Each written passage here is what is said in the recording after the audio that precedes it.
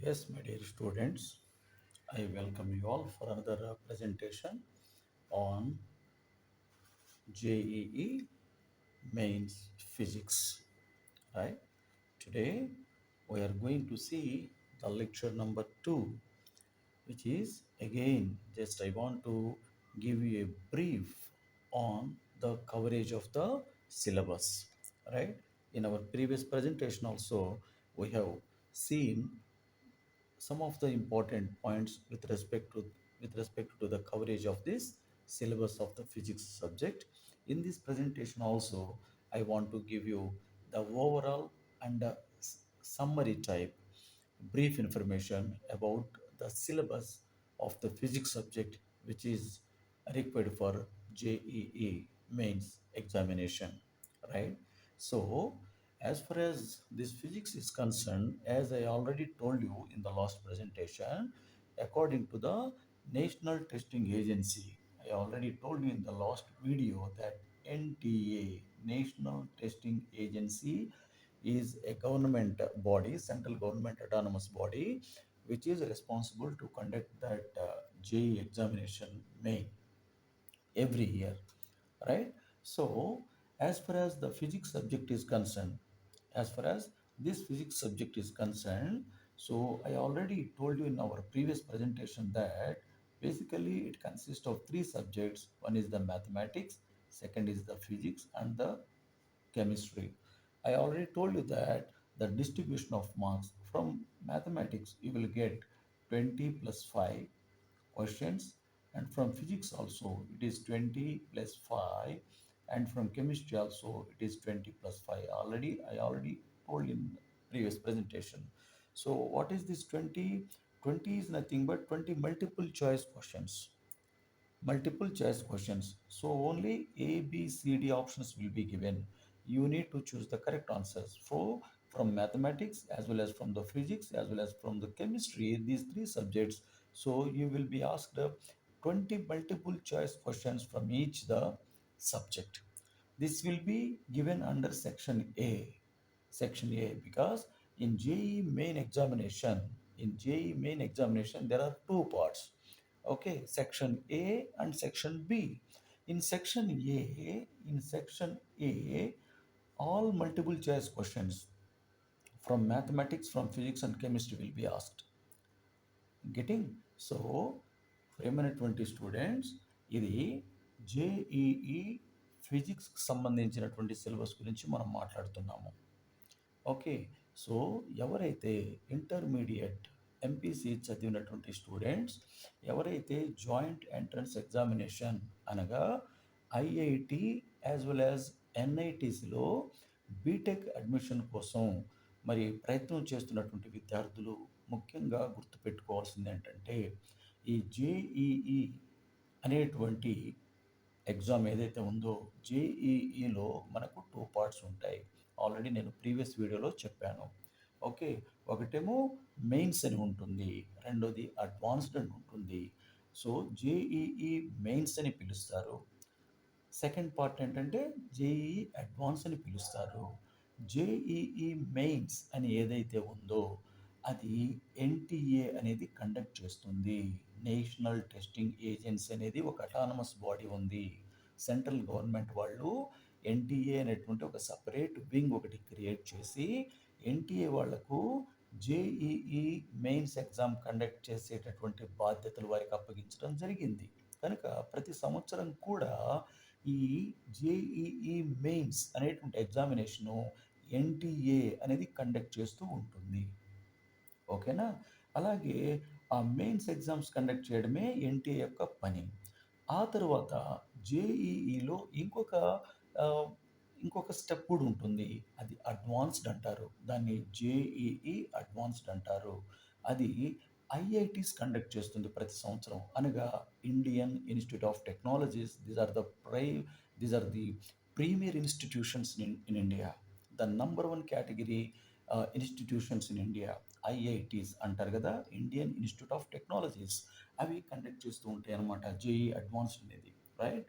So ఇప్పుడు మనం JEE main గురించి మాత్రమే ఫోకస్ చేస్తున్నాము. అది ఎన్టీఏ అనేది కండక్ట్ చేస్తుంది. సో ఎన్టీఏ కండక్ట్ చేసేటువంటి ఎగ్జామినేషన్లో మ్యాథ్స్, ఫిజిక్స్, కెమిస్ట్రీ అనేటటువంటి సబ్జెక్ట్స్ పైన ఎన్టీఏ అనే ఏజెన్సీ మనకు ఎగ్జామ్ కండక్ట్ చేస్తుంది. సో ఈ మ్యాథమెటిక్స్, ఫిజిక్స్, కెమిస్ట్రీ అనేటటువంటి సబ్జెక్ట్స్ ఏవైతే ఉన్నాయో ఈ 3 సబ్జెక్ట్ నుంచి మీకు 20+5 అనగా ఎన్ని క్వశ్చన్స్? 25 క్వశ్చన్స్. అంటే ఒక సబ్జెక్ట్ నుంచి మీకు 25 క్వశ్చన్స్ అడగడం జరుగుతుంది. సో ఎన్టీఏ కండక్ట్ చేసేటటువంటి ఎగ్జామినేషన్లో ఏదైతే మనం జేఈఈ మెయిన్స్ అని అంటున్నామో, జేఈఈ మెయిన్ అనే ఎగ్జామ్ని ఎన్టీఏ కండక్ట్ చేస్తుంది.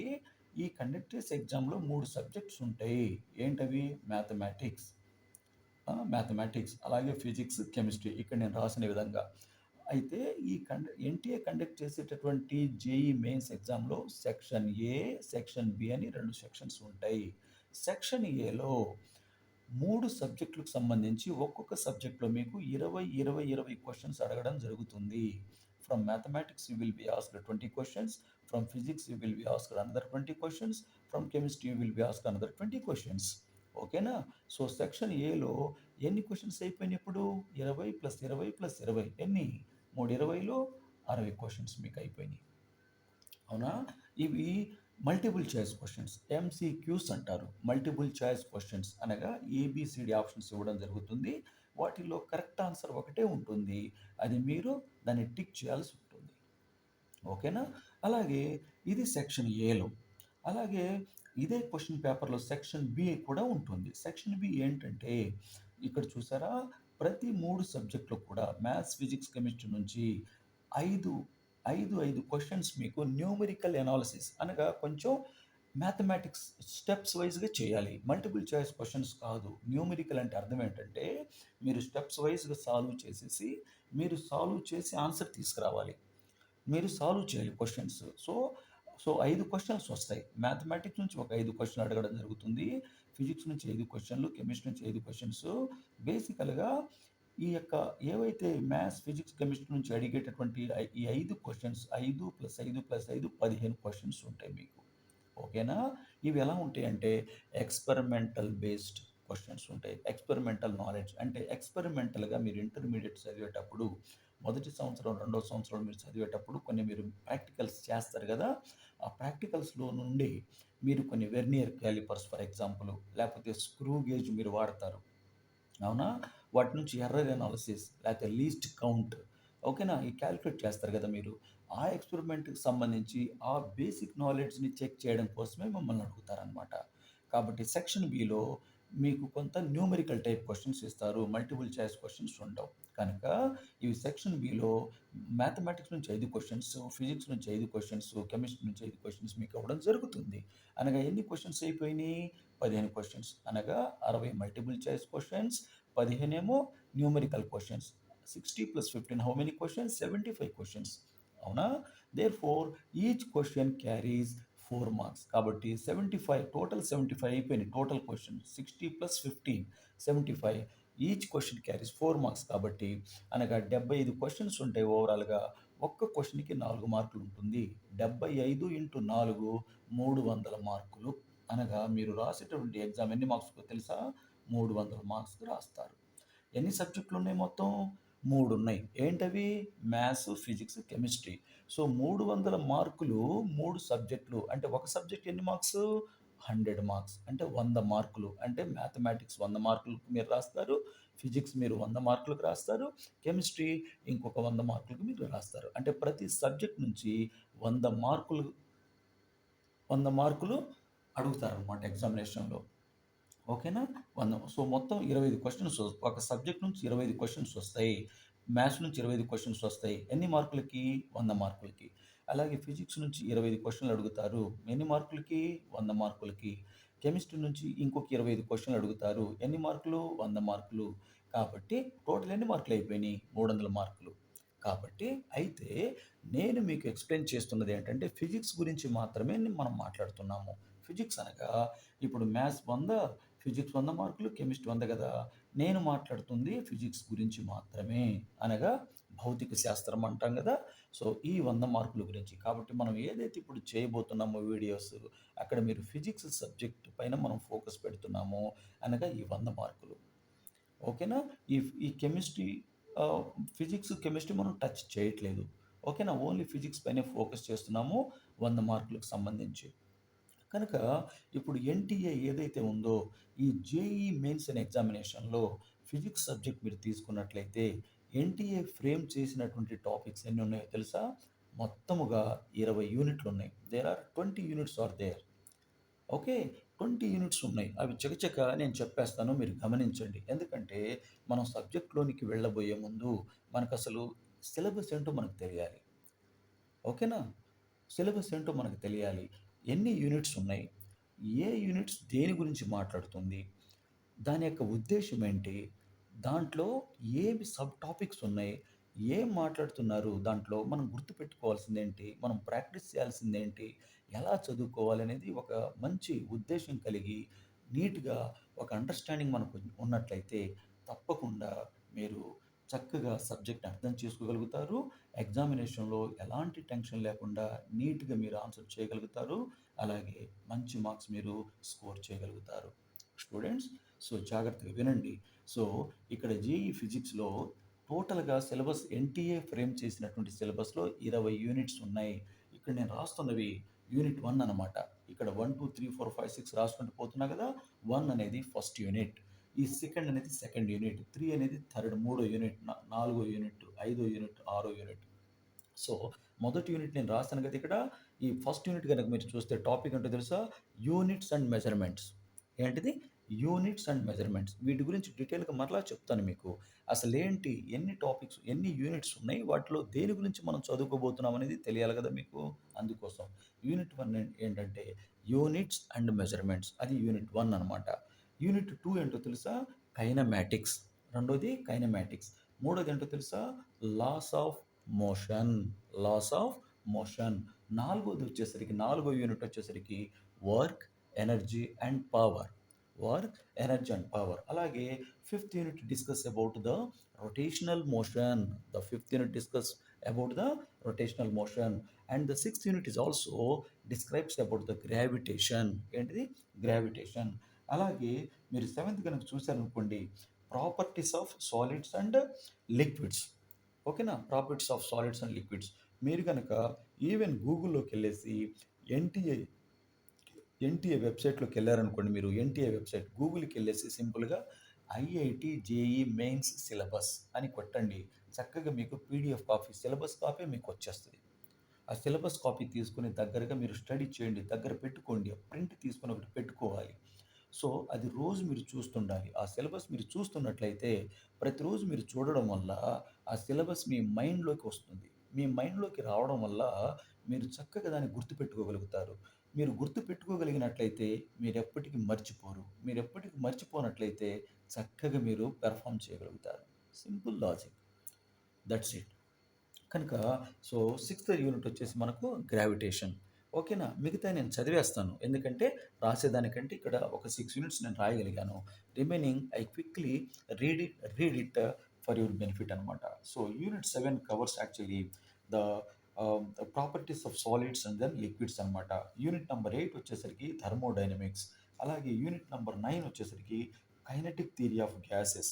Unit 10 describes about oscillations and waves. Similarly, Unit 11 describes about the electrostatics.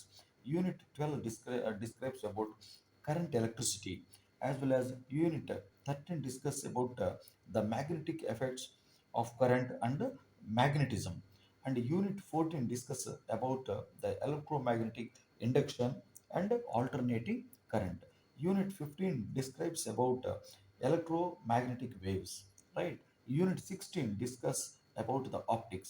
Unit 17 discuss about the dual nature of matter and radiation, as well as Unit 8 will discuss about the atoms and the nuclei, and Unit 19 discuss about the electronic devices, and Unit 20 is the last unit, that is experimental skills. Experimental skills or experimental related questions they will ask. ఇవి 20 units ఉన్నాయి బేసికల్గా. కాబట్టి అయితే ఇక్కడ ఒక important thing నేను చెప్పబోయేది ఏంటంటే, ఇప్పుడు ఎన్ని యూనిట్స్ ఉన్నాయని చెప్పుకున్నాం మనము? 20 యూనిట్స్ ఉన్నాయి. అవునా? 20 ఓవరాల్‌గా ఫిజిక్స్ సబ్జెక్ట్‌లో ఎన్టీఏ ఫ్రేమ్ చేసినటువంటి సిలబస్‌ను ఆధారంగా మనం చూసుకున్నట్లయితే ఎన్ని యూనిట్స్ ఉన్నాయి అనుకున్నాము? 20 యూనిట్స్ ఉన్నాయి మీకు. యూనిట్ 1 ఏంటిది? యూనిట్ 1 నుంచి ఎక్కడి దాకా?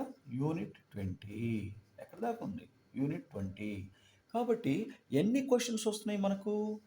జేఈఈ జేఈఈ మెయిన్ కండక్ట్ చేసేటటువంటి ఆ యొక్క ఫిజిక్స్ సబ్జెక్ట్ ఏదైతే ఉందో మనకు, ఈ ఫిజిక్స్ సబ్జెక్ట్ ఎన్ని క్వశ్చన్స్ వస్తాయి చెప్పండి? చెప్పాను కదా ఇప్పుడే నేను, 20 మల్టిపుల్ చాయిస్ క్వశ్చన్స్, 5 ఏమో న్యూమరికల్ క్వశ్చన్స్, మొత్తం కలుపుకుంటే 25 క్వశ్చన్లు వస్తాయి.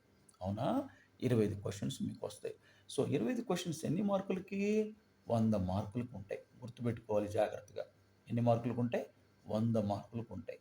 కాబట్టి అంటే అర్థం ఏంటి? ఎన్ని యూనిట్స్ ఉన్నాయి మీకు? 20 యూనిట్స్ ఉన్నాయి. ఎన్ని మార్కులు? 100 మార్కులు. అనగా మీకు ఇచ్చేటటువంటి ఈ 100 మార్కులు లేకపోతే 25 క్వశ్చన్స్ ఆల్మోస్ట్ ఆల్ అన్ని యూనిట్స్ కవర్ అవుతాయి. అర్థమవుతుందా?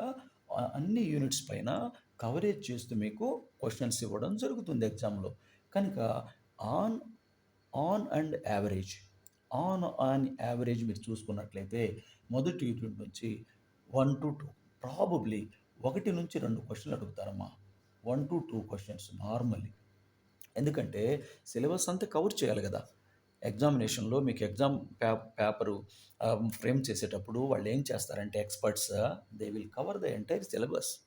They will not leave any single. ఏది వదిలిపెట్టరు వాళ్ళు. ఖచ్చితంగా ఎగ్జామ్ పేపర్ సెట్ చేసేవాళ్ళు అంత సిలబస్‌ని కవర్ చేస్తూనే చేస్తారు. కనుక అన్ని యూనిట్స్ కవర్ చేయాలి గనక ప్రతి యూనిట్‌ని కూడా వాళ్ళు టచ్ చేస్తారు. ప్రతి యూనిట్‌ని కూడా వాళ్ళు టచ్ చేస్తారు. మినిమమ్ 1-2 క్వశ్చన్స్ ఖచ్చితంగా వస్తాయి. అర్థమవుతుందా? ప్రతి యూనిట్ నుంచి మినిమమ్ 1 ఒక క్వశ్చన్ వస్తే ఒక క్వశ్చన్‌కి ఎన్ని మార్కులని చెప్పా నేను? ఒక క్వశ్చన్‌కి 4 మార్కులు. గుర్తుపెట్టుకోవాలి. ఎన్ని? 4 మార్కులు అనమాట. ఒక క్వశ్చన్‌కి మీకు 4 మార్కులు వస్తాయి. ఎందుకు? 25 క్వశ్చన్లు కదా! మనకొచ్చే ఫిజిక్స్‌లో ఎన్ని క్వశ్చన్లు వస్తాయి ఓవరాల్‌గా? 25 క్వశ్చన్లు. 25 ఇంటూ 4 మార్కులు అంటున్నాను కదా నేను. ఒక క్వశ్చన్‌కి 4 కదా! 25 ఇంటూ 4 ఎంత అయిపోయింది? 100 మార్క్స్ అయిపోయిందా? కరెక్టా? 100 కాబట్టి నేనేం చెప్తున్నాను? ప్రతి క్వశ్చన్ కూడా వెరీ ఇంపార్టెంట్. ప్రతి క్వశ్చన్ కూడా వెరీ ఇంపార్టెంట్. అర్థం చేసుకోవాలి. కాన్సెప్ట్ ఏమి ఇచ్చారు మనకు? అర్థం చేసుకోవాలి. అర్థం చేసుకోవాలంటే అర్థవంతంగా చదవాలి. అర్థం చేసుకుంటూ చదవాలి. ఓకేనా? కనుక నేనేం చెప్తున్నానంటే ప్రతి యూనిట్ కూడా ఇంపార్టెంటే. మీరు ఏది కూడా వదిలిపెట్టడానికి వీల్లేదు. అది నేను చెప్పేది. ఓకేనా? ప్రతి యూనిట్ కూడా very very important. There is no relaxation. There is no concession. ఇక్కడ మనకు రిలాక్సేషన్స్ ఏం లేవు. ఒకటి వదిలిపెట్టి ఒకటి చదువుతాను. లేతే కొన్ని వదిలేస్తాను. లేతే లాస్ట్‌ది చదువుకుంటా. ఫస్ట్‌ది नहीं चलेगा ऐसा. You have to go through the everything. You must able to understand each and every concept of the topic. ప్రతి సబ్ టాపిక్ కూడా మీకు తెలియాలి. You should aware of each sub topic of the each unit. Then only get you will score the good marks. Right? Therefore ఒక ప్లాన్డ్‌గా గనక మనం చదువుకున్నట్లయితే మీరు చక్కగా definitely I assure you that you will get the good score. తప్పకుండా మీకు మంచి స్కోర్ వస్తుంది. రైటా? సో ఈ వీడియోలో మీకు ఈ కవరేజ్ ఇవ్వాలని నేను ఎక్స్‌పెక్ట్ చేశాను. ఓకేనా? సో నెక్స్ట్ వీడియో నుంచి తప్పకుండా ఈ మొదటి యూనిట్ నేను రాశాను కదా! యూనిట్స్ అండ్ మెజర్‌మెంట్స్ నీట్‌గా అందులో నుంచి నీట్‌గా అసలు ఏంటిది? యూనిట్స్ అంటే అర్థం ఏంటి? మెజర్‌మెంట్స్ అంటే అర్థం ఏంటి? దీని ఉపయోగం ఏంటి? ఎలా వాడతారు? అసలు ఏమేమి వాడుతున్నాం మనము? ఎక్కడ వాడుతున్నాం? ఫిజిక్స్‌లో దాని పరిస్థితి ఏంటి? దాని ఉద్దేశ్యం ఏంటనేది చక్కగా యూనిట్ వైస్‌గా ప్రతీది కూడా మీకు ఎక్స్‌ప్లెయిన్ చేయడానికి నేను ప్రయత్నం చేస్తాను. మీరు ఫాలో అవుతూ ఉండండి. నేర్చుకోండి. ఓకేనా? ప్రాక్టీస్ చేసుకోండి. తప్పకుండా మంచి సక్సెస్ మీరు సాధించాలని నేను మీ అందరికి కూడా ఆశిస్తూ ఉన్నాను. Wish you all the very best. Let us meet in our next presentation. Thank you. Thank you one and all.